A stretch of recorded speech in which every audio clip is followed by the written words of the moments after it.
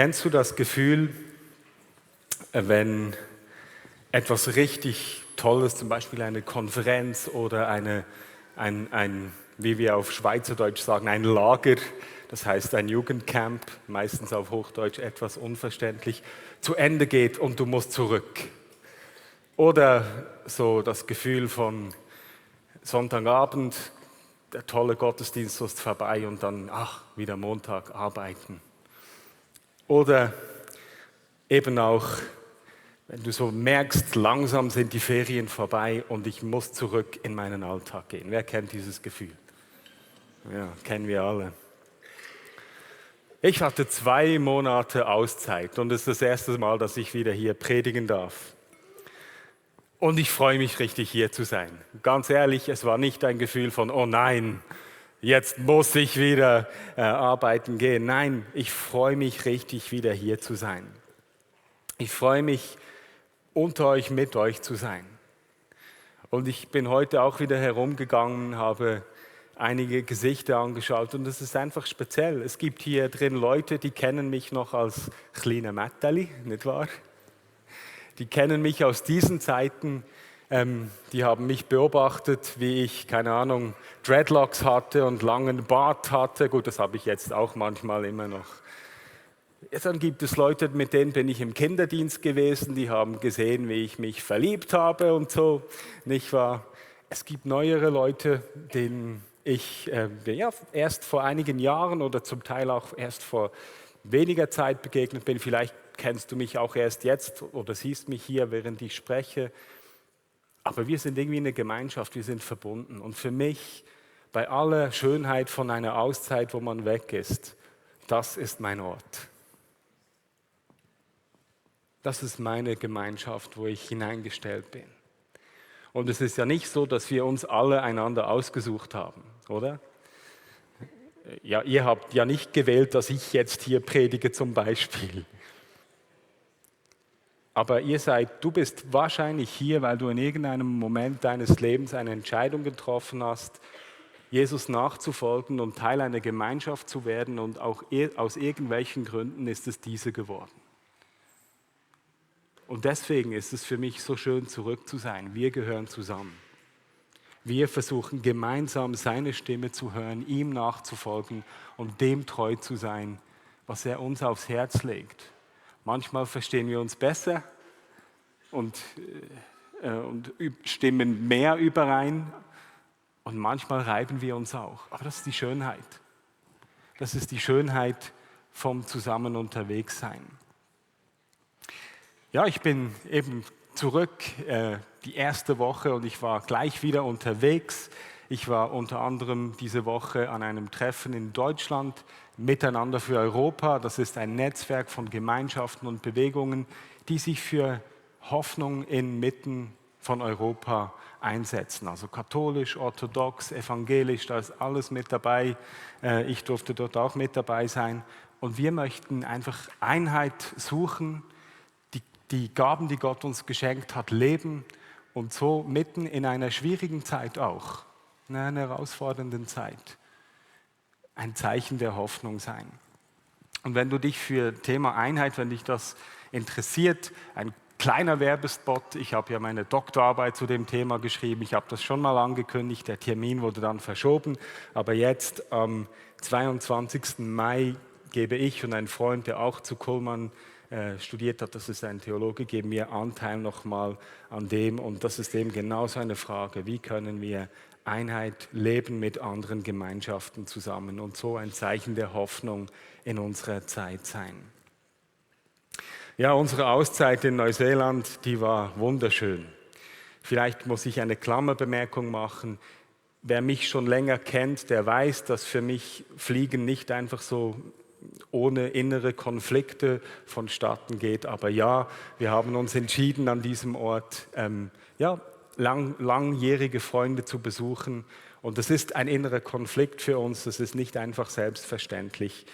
Ich empfinde, dass das Ernstnehmen unserer Verantwortung gegenüber der Schöpfung ein Teil meines Auftrages ist. Und manchmal kommt man so in Clinch wo das eigene Verhalten dem nicht unbedingt entspricht. Ich schließe diese Klammer, aber es ist mir wichtig, das so zu betonen.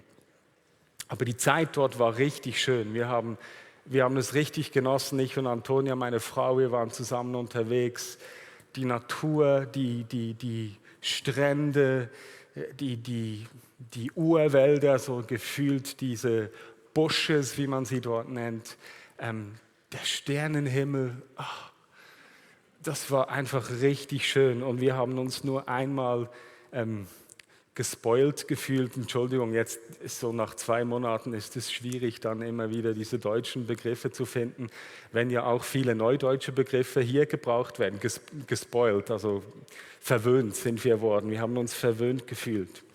Und wir haben uns immer wieder dabei ertappt, wie wir irgendwie versucht haben, diese Schönheit, die sich uns entfaltet hat, irgendwie einen wunderschönen Sonnenaufgang, ein Bild zu machen, dass das irgendwie festhalten würde und konservieren würde. Oder ich habe mich dann ans Tagebuchschreiben gesetzt und habe versucht, die perfekten Worte zu finden, die dann später, wenn ich das mal lesen würde, diese inneren Bilder gleich wieder her vor mein inneres Auge bringen würden. Und ich empfinde, wir sind sowohl mit den Fotos wie auch mit meinem Schreiben, sind wir immer wieder kläglich gescheitert, irgendwie die Herrlichkeit, die sich vor unseren Augen gezeigt hat, dingfest zu machen. Und so stellte sich auch immer wieder das Gefühl ein, hier könnten wir eigentlich bleiben. Das wäre noch schön hier. Und bei mir war dann auch so der innere Gedanke, eigentlich ist so ein Sonnenaufgang, das ist wie Gott, der als Künstler eine Darbietung erbringt, Tag für Tag. Und da muss doch hier jemand sein und das wertschätzen. Das ist ja unverschämt Gott gegenüber, das nicht zu sehen und wertzuschätzen und zu würdigen. Stell dir vor, als Musiker, du gibst ein Konzert und das hört niemand zu oder geht einfach achtlos vorbei. Ihr seht, was da in mir abgegangen ist. Einfach bleiben. Hütten bauen. Hütten bauen. Und das ist das Stichwort für den Predigttext von heute. Wir möchten uns zusammen die Verklärung von Jesus im Lukas-Evangelium anschauen. Vielleicht erinnerst du dich an diesen Text, vielleicht sagst du ja auch gar nichts. Jesus hat seine Jünger ausgesandt vorher, die sind zurückgekommen und haben erzählt, all die Wunder, die sie erlebt haben, all die Zeichen, die durch sie geschehen sind. Dann will er schon mit ihnen Zeit verbringen eigentlich, aber sie gehen dann an einen Ort, aber tausende Leute folgen ihnen und Jesus in seiner Art öffnet sich für sie, verschenkt sich an die, heilt die Leute. Als sie dann hungrig sind und die Jünger nervös werden, sagen sie ihm, hey, schick die alle nach Hause. Und Jesus sagt, halt, nein, ihr gebt ihnen zu essen. Dann die ganze Episode mit der Speisung der 5000. Und dann kommt diese Passage, wo er dann fragt, was die Leute denn sagen, wer er sei. Und dann antworten sie einige unterschiedliche Beispiele. Und Petrus sagt ihm dann, dass er glaubt, dass er Christus sei, der Gesandte Gottes. Auf jeden Fall spricht dann Jesus zum ersten Mal darüber, sagt, dass sie sollen schweigen und spricht zum ersten Mal darüber, über das, was ihm bevorsteht, das Leiden, der Weg ans Kreuz, dass sie nach Jerusalem reisen jetzt, dass er sterben muss, aber wieder auferstehen wird. Und im Anschluss an diese Aussage macht er diese bekannte Stelle, wo er davon spricht, dass wer ihm nachfolgen will, sein Kreuz auf sich nehmen muss und sich selbst verleugnen muss, bereit sein muss, sein Leben zu verlieren, um es zu gewinnen. Das ist so der Aufbau. Vielleicht merkt ihr, wie Lukas das hier formt. Ist mir noch wichtig zu sagen, jedes Evangelium gestaltet diese Passage ein wenig anders. Es gibt andere Zuschnitte, manchmal sind es 8, 6 Tage. Und ich finde es spannend, dass eben jeder Evangelist wie einen eigenen Zuschnitt, eine eigene Bedeutung diesem Geschehen zu geben scheint. Wenn dich das interessiert, solche Fragen, solche Themen, kurzer Werbespot, noch einmal, Wir beginnen sehr bald das Denklabor. Dort werden wir dieses Mal eine Einführung ins Bibellesen zusammen anschauen. Das ist für jeden, wenn du die Bibel noch nie gelesen hast oder schon 100 Mal, wollen wir uns gemeinsam der Bibel nähern. Klammer zu. Jesus und seine Jünger, sie sind zusammen unterwegs. Da ist dieser Wille, alleine mit ihnen zu sein. All die Dinge geschehen. Er kündet zum ersten Mal sein Leiden an, sagt den Jüngern, was es kostet, ihm nachzufolgen. Und dann kommen wir zu dieser Stelle in Lukas 9, 28 bis 36.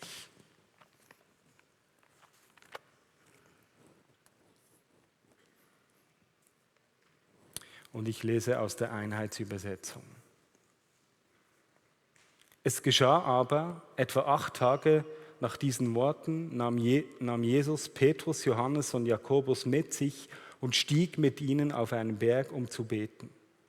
Und während er betete, veränderte sich das Aussehen seines Gesichts und sein Gewand wurde leuchtend weiß. Und siehe, es redeten 2 Männer mit ihm. Es waren Mose und Elia. Sie erschienen in Herrlichkeit und sprachen von seinem Ende, das er in Jerusalem erfüllen sollte. Petrus und seine Begleiter aber waren eingeschlafen, wurden jedoch wach und sahen Jesus in strahlendem Licht und die 2 Männer, die bei ihm standen. Und es geschah, als diese sich von ihm trennen wollten, sagte Petrus zu Jesus: Meister, es ist gut, dass wir hier sind. Wir wollen 3 Hütten bauen, eine für dich, eine für Mose und eine für Elia.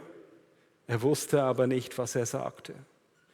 Während er noch redete, kam eine Wolke und überschattete sie. Sie aber fürchteten sich, als sie in die Wolke hineingerieten.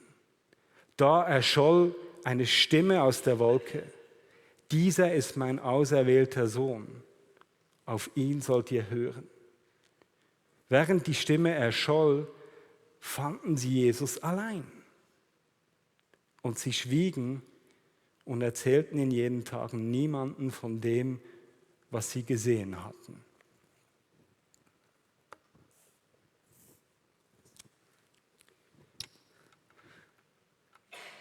Das ist eher so eine mystische Beschreibung, nicht? Das wirkt eher so ein bisschen mythisch als historisch, nicht wahr? Wenn man das so liest.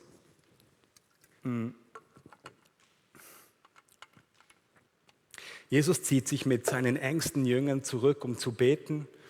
Und während er betet, zuerst einmal typisch Jünger, schlafen die ein. Und dann wird seine Herrlichkeit sichtbar. Also völlig irgendwie komisch, passt irgendwie nicht zu all den anderen Bildern, die wir kennen, die irgendwie für uns greifbar sind, die irgendwie nachvollziehbar sind. Und dann sollen Mose und Elia erscheinen in dieser Sequenz und er spricht mit ihnen über sein Ende. Er spricht darüber, was ihm bevorsteht, was der Weg ist, den er gehen muss, jetzt, wenn er nach Jerusalem geht.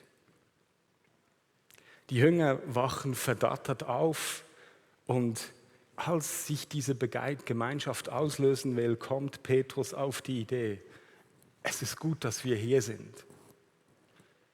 Lasst uns Hütten bauen, lasst uns hier bleiben, mit anderen Worten.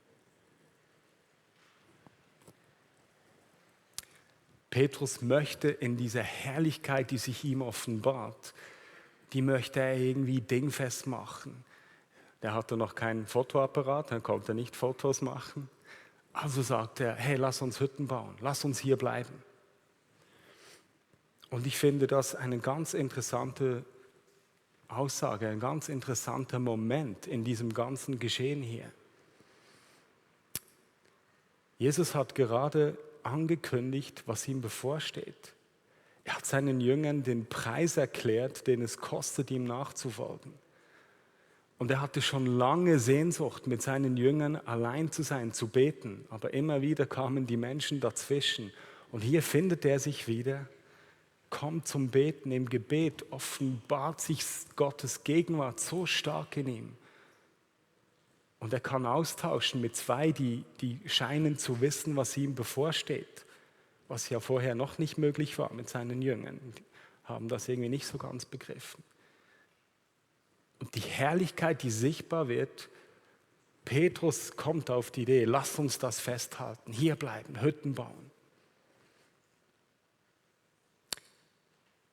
Eine ziemliche Versuchung für Jesus, nicht? Da kommt die Herrlichkeit, eine Wolke kommt.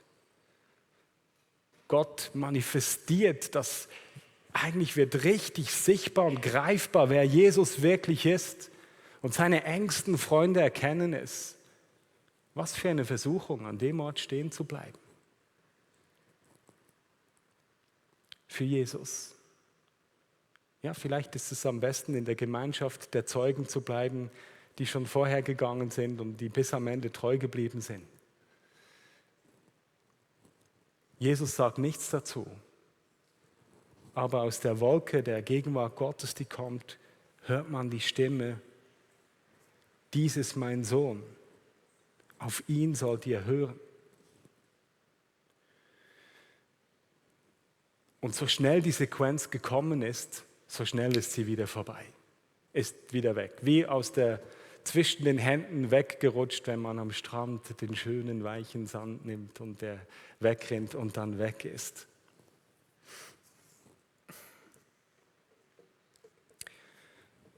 In Neuseeland gab es so einen speziellen Moment für mich. Wir waren an einem Strand, der heißt Rarangi, für alle, die das nachschauen wollen oder selber mal irgendwann unterwegs sind. Wobei solche Momente lassen sich ja selten kopieren, nicht wahr? Aber ich war an diesem Strand und es war Nacht, der Himmel war klar. Antonia war irgendwie im Auto irgendwas am Machen und ich schaute so nach oben und es war einfach die pure Herrlichkeit, die sich vor mir offenbart hat. Ich habe mich dann warm angezogen und bin einfach an den Strand gelegen und habe wie den Himmel angeschaut. Die Milchstraße war so richtig sichtbar. Man sah das war irgendwie greifbar. Ich war müde, ich bin so halb eingeschlafen, halb aufgewacht, so eine solche Stimmung. Und es war dann fast so, als würde ich selber durchs All fliegen. Und ja, das war so einer dieser Momente, wo ich einfach Gottes Gegenwart ganz auf eine spezielle Art erlebt habe, die sich eben nicht gut in Worte fassen lässt. Deswegen entschuldigt meine eher kläglichen Versuche, dieses Gefühl, diesen Moment gut rüberzubringen. Ich wollte da nicht weg. Und ich wusste, Antonia wartet im Auto, vielleicht wird sie langsam nervös, aber ich konnte mich nicht losreißen von dem Moment. Ich wollte bleiben. Und manchmal gibt es doch so Momente, ich weiß nicht, ob du das kennst aus deinem eigenen Leben, ein Moment, wo du irgendwie Gott und du, wo das irgendwie zusammenkommt, wo es so ganz dicht wird. Eben diese Momente, die sich nicht wirklich in Worte fassen lassen, die sich schlecht kommunizieren lassen. Vielleicht hast du auch noch nie mit jemandem darüber gesprochen, weil es irgendwie komisch wäre oder fast peinlich, zu versuchen, so etwas zu teilen. Vielleicht sind es so Momente in einer Anbetungszeit, eine Worship Night, die einfach so dicht ist und eigentlich möchtest du nur noch dort bleiben, Gott anbeten und für immer an dem Ort sein, seiner Gegenwart und quasi mit ihm verschmelzen an dem Ort. Bleiben, Hütten bauen. Vielleicht eine andere Situation, dein Hauskreis, deine Community, das stimmt jetzt einfach. Es hat Klick gemacht, ihr seid in Tune miteinander, mit dem, was irgendwie Gottes Gegenwart unter euch tut. Und jetzt ist es wie richtig und perfekt und das soll doch jetzt nicht mehr gestört werden, weil jetzt die Herrlichkeit, die Schönheit dessen, was wir doch möchten, irgendwie genau da jetzt vorhanden ist und greifbar ist. Oder vielleicht ist es auch anders in deiner Familie. Die Kids sind eigentlich richtig eingestummen. Endlich haben sie sich irgendwie gefunden. Es ist nicht mehr ein Krieg ständig. Die immer Zoff hatten, die spielen jetzt irgendwie und da darf jetzt keine Unruhe mehr reinkommen. Das müssen wir jetzt irgendwie bewahren. Bleiben, Hütten bauen. Und gerade in Krisenzeiten, in Herausforderungen, ist es doch so, dass man eigentlich das Bedürfnis hat, sich so auf Orte zurückzuziehen, die irgendwie schön sind, die stimmig sind, wo man das Gefühl hat, hier ist jetzt Wärme, Liebe, da geht es auf. Hier möchte ich bleiben, hier möchte ich Hütten bauen.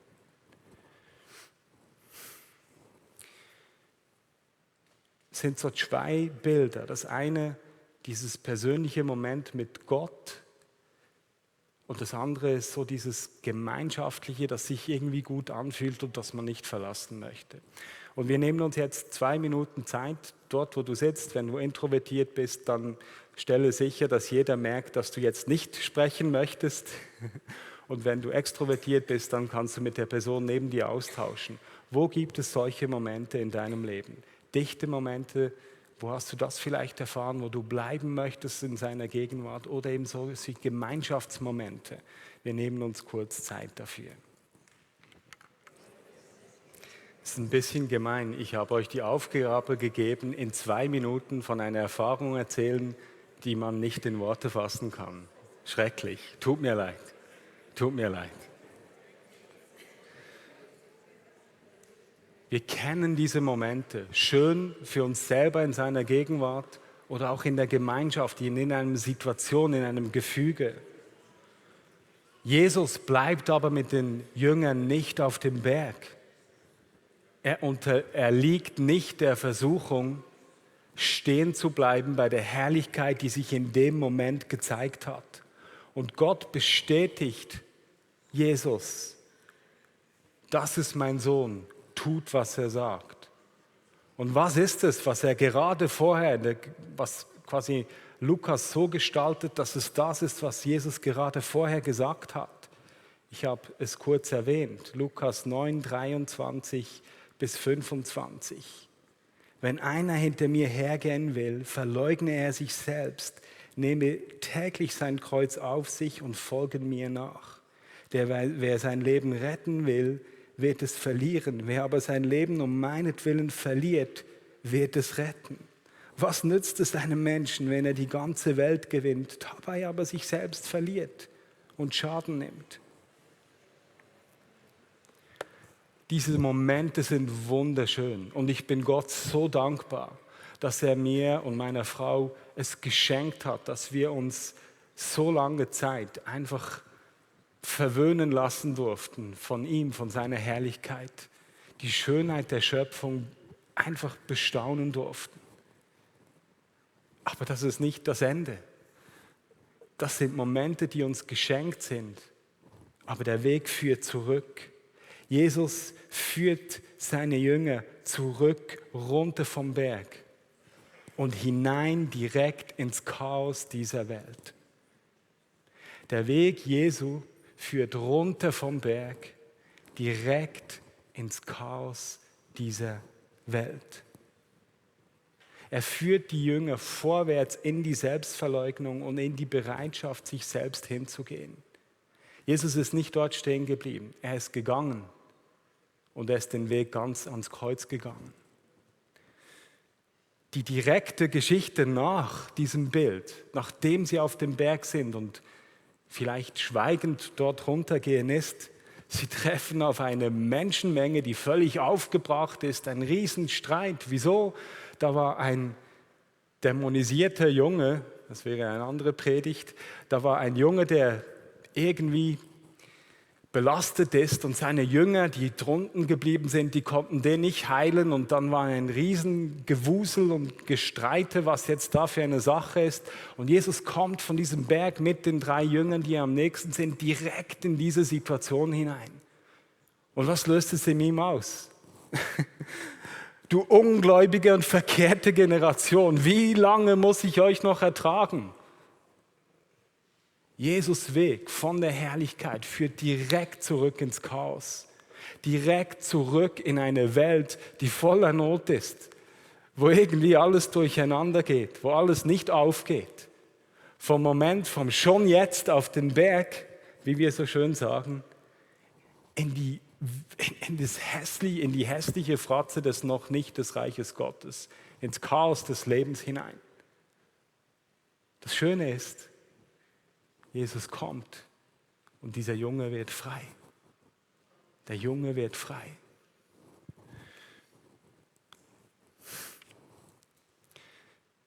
Ich habe beim ersten Aufriss der Predigt, wollte ich an dieser Stelle sagen, ja, wir sind gerufen, runter in die Welt zu gehen, ins Chaos der Welt.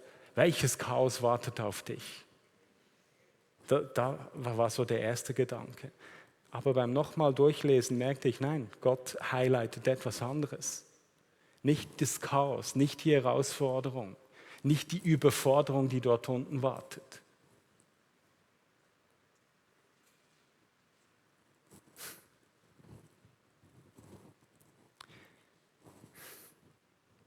Welche God-Story wartet auf uns, wenn wir bereit sind, vom Berg runterzukommen, in die Niederungen des Leids der Welt, anzuhalten für den einen, uns von ihm gebrauchen zu lassen?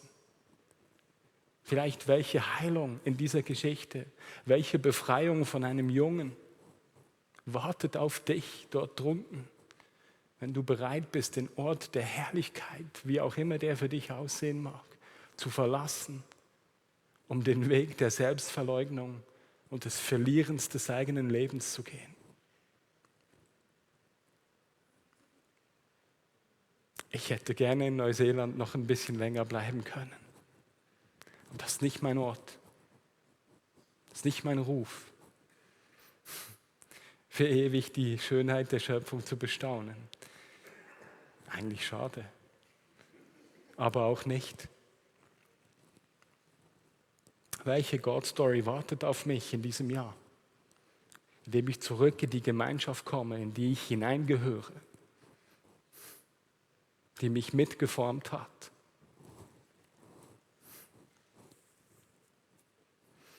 Wir sind gerufen, diese Verklärungsmomente ja zu genießen, aber hinter uns zu lassen. Nicht, weil wir irgendwie masochistisch wären, aber weil es einen Gott gibt, der tatsächlich durch dich wirken will. Durch uns als Gemeinschaft. Was wartet auf mich in der nächsten Zeit? Eine Nachbarin, die immer noch Migräne hat jeden Tag, immer noch unter Endometriose leidet. Danke für alle, die mitgebetet haben. Sie ist auch erschienen im Gebetsmail. Ich bin gespannt auf die Geschichte, die Gott dort noch schreibt. Das wartet auf mich. Der kurdische Mann, dessen Frau im Inselspital eine Chemotherapie machen muss, für den es ein bisschen schwierig ist, ein zahlbares Hotel zu finden. Ja, jetzt schläft er mal die nächsten paar Nächte bei uns. Was hat Gott wohl vor in dieser Geschichte? Das wartet auf mich. Unsere Freunde Igor, Jasmina und Alexandra in Serbien, von den Roma Vineyards, mit denen wir verbunden sind, die am Kämpfen sind, wie sie ihr Leben gut beschreiten können. Wie gerade gehört, die Hoffnung für eine Stelle von Alexandra, der jungen Tochter, die sich scheinbar wieder zerschlagen hat. Da stehen wir gemeinsam mit rein und kämpfen mit ihr und für sie. Oder für mich auch die Orte, wo wir uns in Afrika an unterschiedlichen Orten verschenken. Ich werde im Juni wieder in Kongo, Angola gehen, um zu schauen, wie wir ihnen helfen können, dass sie ihren Auftrag in ihrem Ort leben können. Welche God-Stories wird Gott wohl dort schreiben? Manchmal sehen wir Chaos, Anstrengung, Selbstverleugnung. Und das ist das Dominante und das ist das, was uns dazu führt, dass wir in der Herrlichkeit verharren möchten. Aber Gottes Blick ist die Geschichten, die er durch dich und mich schreiben will. Dort, wo wir bereit sind, diese Orte zu verlassen und uns von ihm brauchen zu lassen. Und ich sage dir,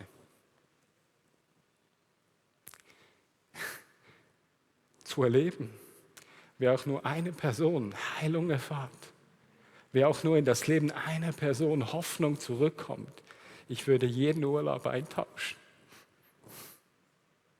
Jeden Urlaub. Wieso? Das ist unsere Bestimmung hier. Er hat niemand anderes hier hingestellt als dich und mich, als uns zusammen. Wir sind seine Antwort auf diesen Ort hier. Und so möchte ich zum Schluss einfach beten. Und du weißt vielleicht selbst, wo sind Orte für dich, wo du versucht bist zu bleiben und nicht herunterzukommen vom Berg. Das weißt du vielleicht selbst. Dann werde ich für dich, oder dann beten wir einfach zusammen, dass Gott dir die Kraft gibt und den Blick nicht auf das Chaos, sondern auf das, was er tun möchte.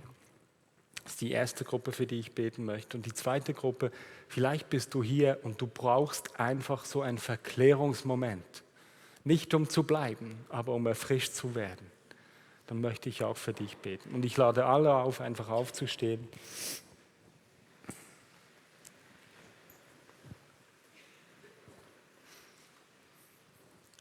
Wenn du Gebet wünschst von jemandem, dann mache dich bemerkbar. Ich bin sicher, es wird Leute geben, die gerne für dich beten. Vielleicht kennst du auch jemanden links und rechts. Dann lasst uns füreinander beten.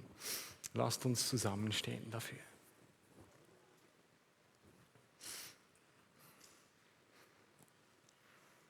Jesus, du kennst unser Herz. Du kennst uns, jeden einzelnen von uns, Herr.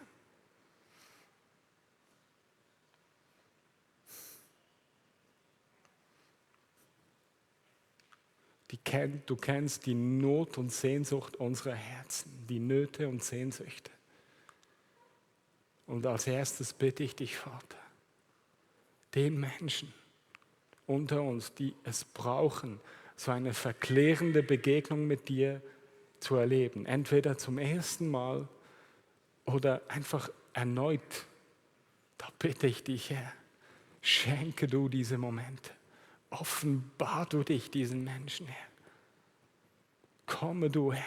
Lasse du deine Herrlichkeit sichtbar werden, sodass uns die Sprache vergeht, Herr.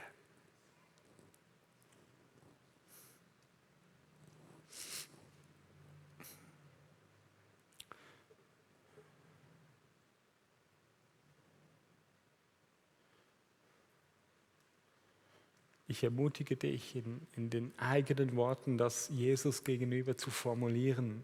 Vielleicht heute Nacht, wenn du im Bett liegst oder dort, wo du wohl bist, zu beten.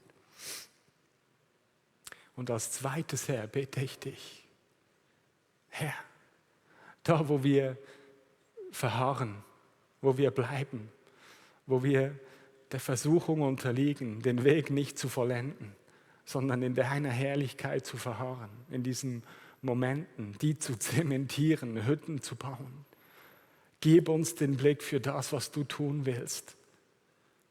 Nimm uns die Furcht vor dem Chaos der Welt und schenk uns einen Blick für das, was du tust.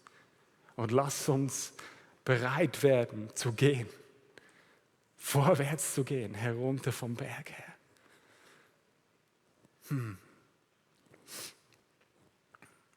Und ich spreche das über dir aus. Dort, wo du dich fürchtest, spreche ich dir Mut zu. Einen übernatürlichen Mut. Dort, wo du nicht siehst, was Gott tun möchte, wo es nur Chaos ist, spreche ich über dir aus. Spreche ich dem Chaos, sage ich zu, dass es weichen muss. Und ich spreche aus, dass Gott dir highlightet, welchen Personen er begegnen möchte durch dich und was er tun möchte.